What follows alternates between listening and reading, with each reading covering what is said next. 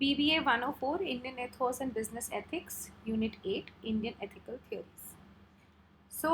When we talk about Indian ethical theories, there are two prominent theories that have been discussed over the period of time. First is the Kautilya theory, and then is the Manu theory.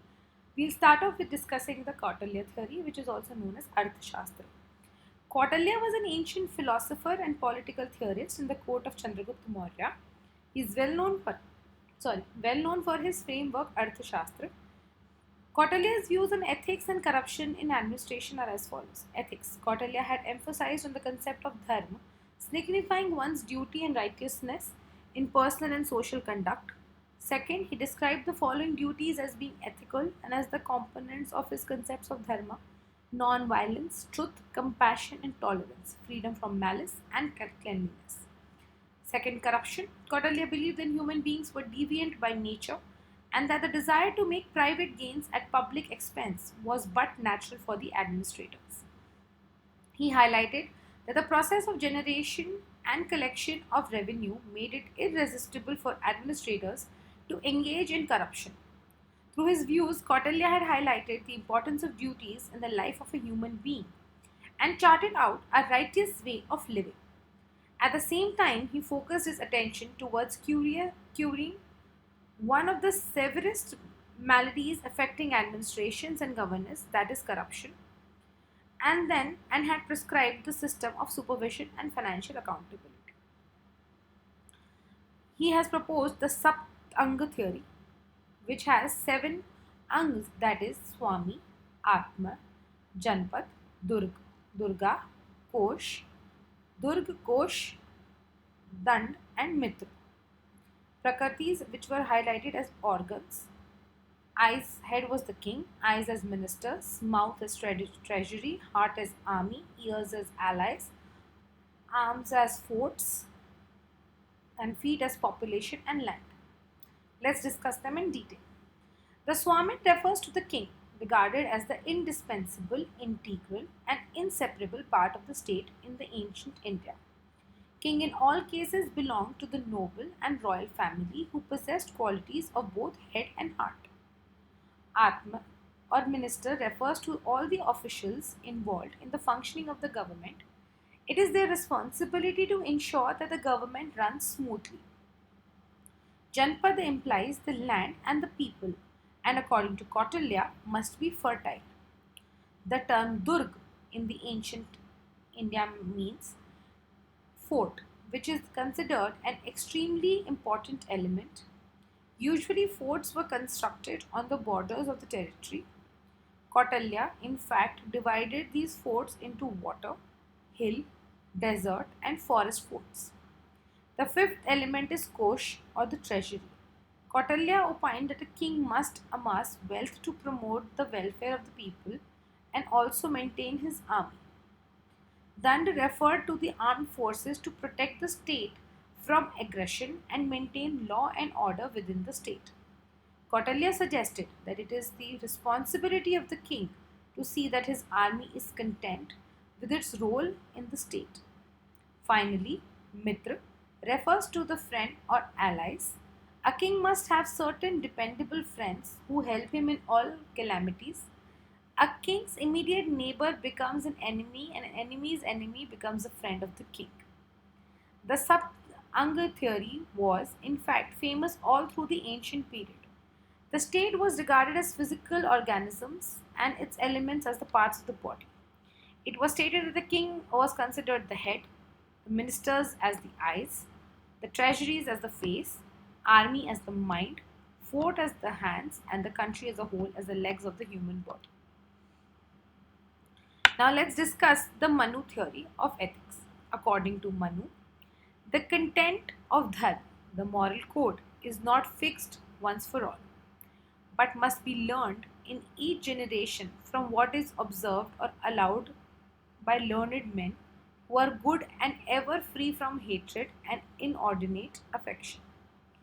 10 virtues are particularly commended to the Brahman, that is, contentment, forgiveness, self control, abstention from appropriating others' property, purity, restraint of the senses, wisdom, knowledge, truthfulness, abstention from anger.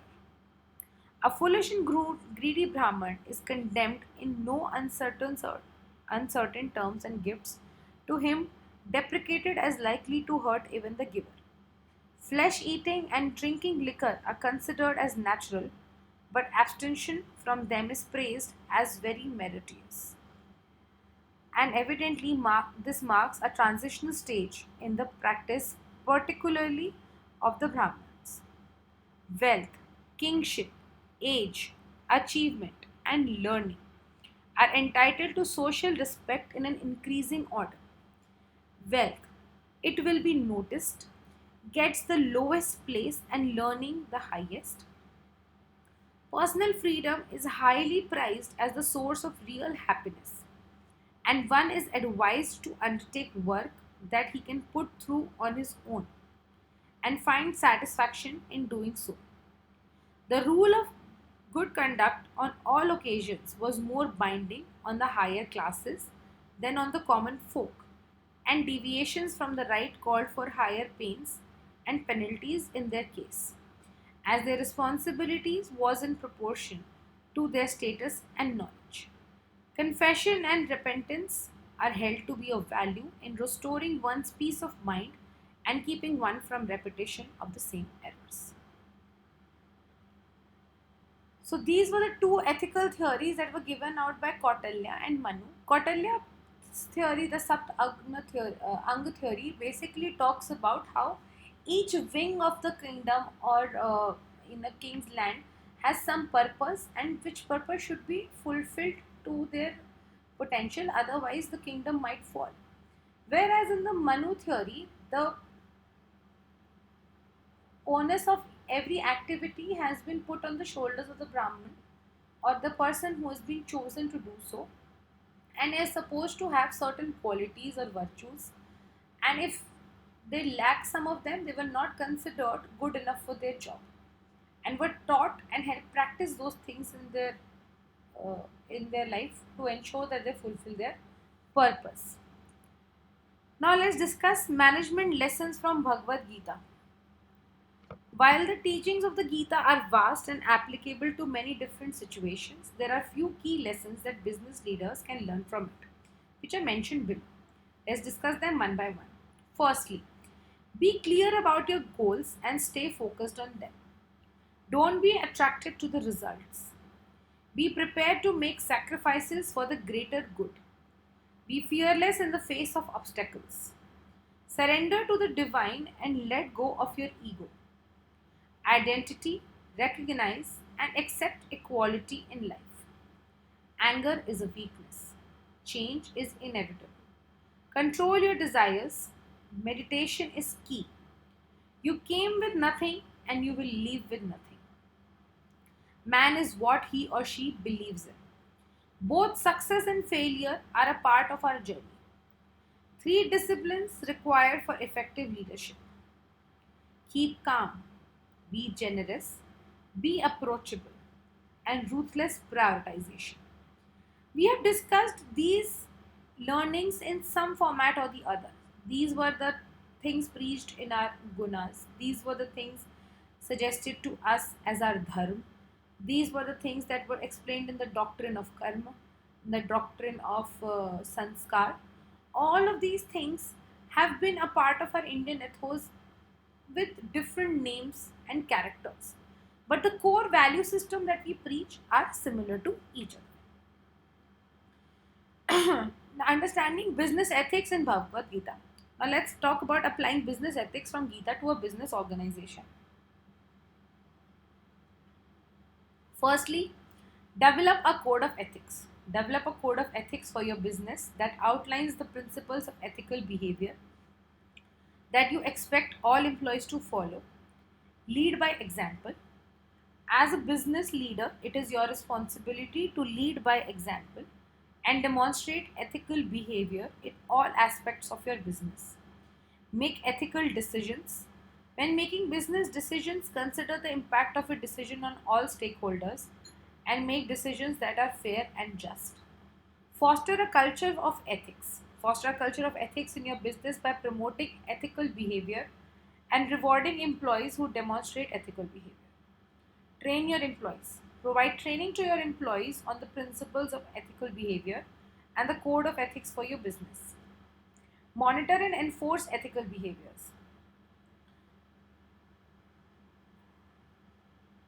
Now let's talk about management lessons from Panchtantra, one of the most notable and influential contributors to the world of literature.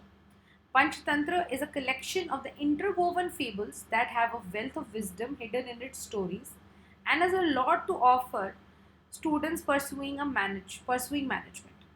It is fascinating to learn as to how simple stories written centuries ago deliver the most complex and relevant messages covering all the aspects of management.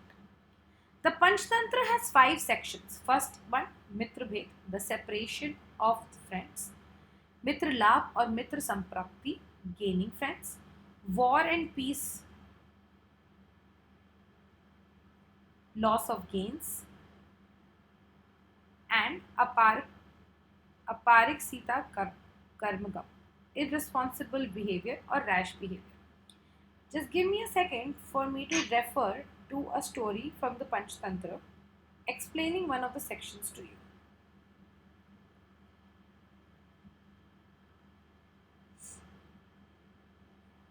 Kindly stay with me as I just go and refer to the story.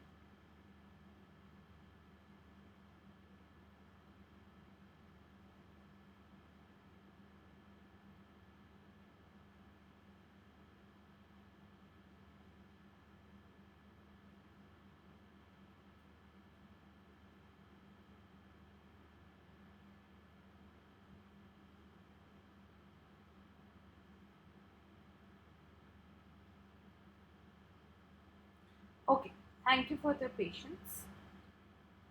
Let me start with the story. The story of Dharma Buddhi and Pap Buddhi.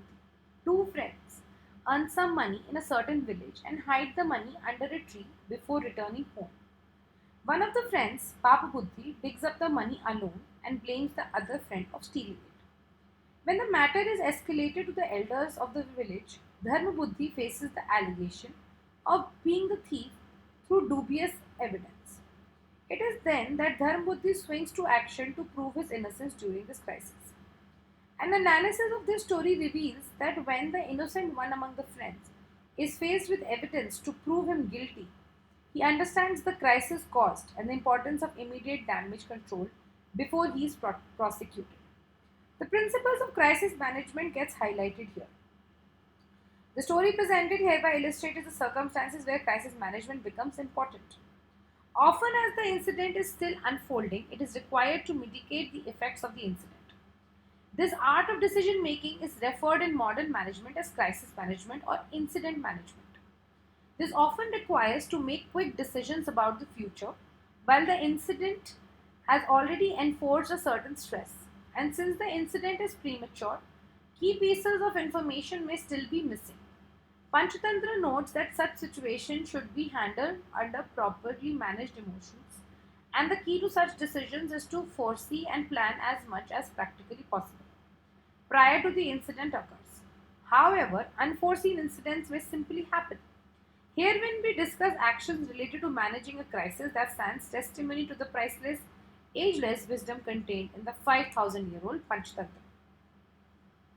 Let's, let's discuss another story to understand the importance of Panchatantra in today's management. The story of the tale of two fishes and a frog. Three friends, two fishes and a frog, lived merrily in a pond.